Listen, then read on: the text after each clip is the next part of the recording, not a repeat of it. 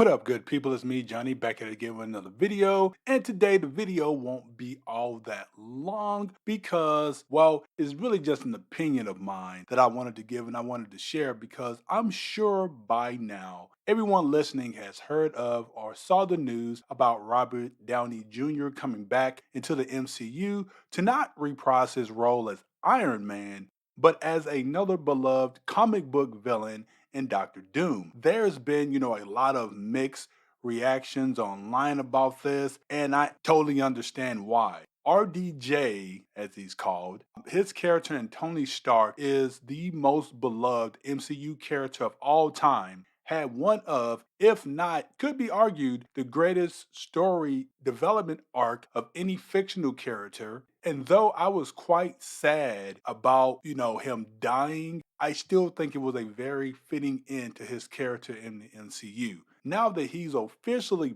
back in the MCU, he's expected to replicate this. And though I like Robert Downey Jr. as an actor, think he does a great job in most of the movies that he plays in, even the Dr. Doolittle ones. I personally think he's going to do a great job at this role, but I will say that this whole multiversal saga so far by Marvel has been, well, crap to say the least.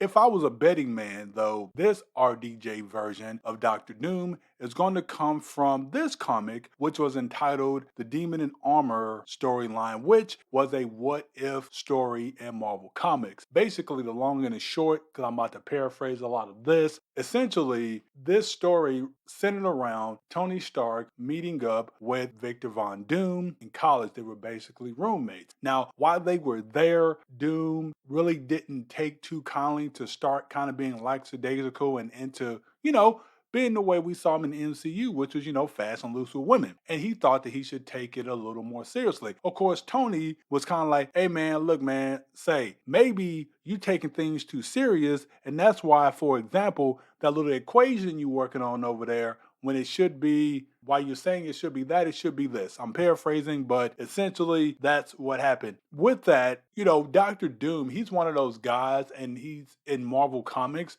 where he really respects people of intellect. Brute strength people he could care less for is really the people who intellectually that he sees as somebody who he should respect. That's why even with Reed Richards, even though that's his mortal enemy, he respects Reed so much because he sees him as an intellectual peer or somebody who's just on his level. He sees Tony Stark the same way. Essentially, in this comic, though, they end up switching bodies, and that happened because Doctor Doom or Victor tricked Tony into this experiment where he basically told him that, hey, this isn't going to really do anything. If it works, it doesn't. You can get superpowers, I think it was. If it works, if it doesn't work, well, nothing happens. Of course, who wouldn't try, hey, I can get superpowers or I just stay myself? Let me sign up for that. I was signing up for that. I want teleportation powers right now.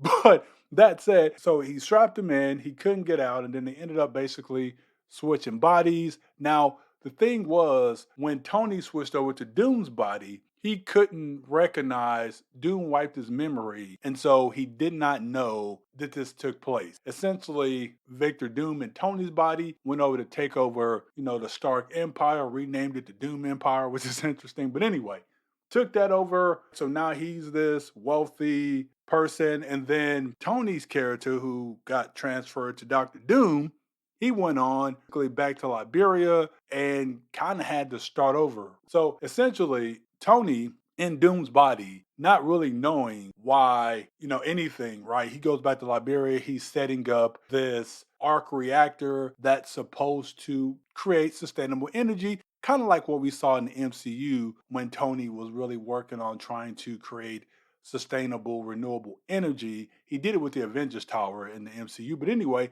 so he does this over in Liberia. It's actually affecting what Doom Industries is doing, right? Under Victor Doom, who's now posing as Tony Stark. And then they confront one another. They fight. The Tony Stark, who's in Doom's body, ends up winning. That said, I think that's a storyline that they're going to pull from in Marvel Comics to make this comparison. I also think, if y'all noticed, that the Avengers storyline went from Avengers Kang Dynasty and now it's called Avengers Doomsday. And what I think is going to happen real quick, and then I'll end the video. God said it's going to be just opinion right and not long. Is that essentially they're going to show where either one or two things, where the TVA that we saw was hunting down all the Kang variants. So either they're going to say that they were able to find all the Kangs and wipe them out, or they're going to start and they're going to say, hey, we were really looking for these, for all these Kangs, but they seem to just be disappearing and getting wiped out. And the person that's going to be wiping them out is Dr. Doom. This version of Doom is going to be wiping them out, or would have wiped them out. And I think it may even show a scene where we see the last Kang, whether it be probably in Mortis Kang right, and now he ends up getting murked by Dr. Doom, and I think that's how they're going to close out the Kang Dynasty version of it. Granted, they could still maybe bring Kang back later into the MCU.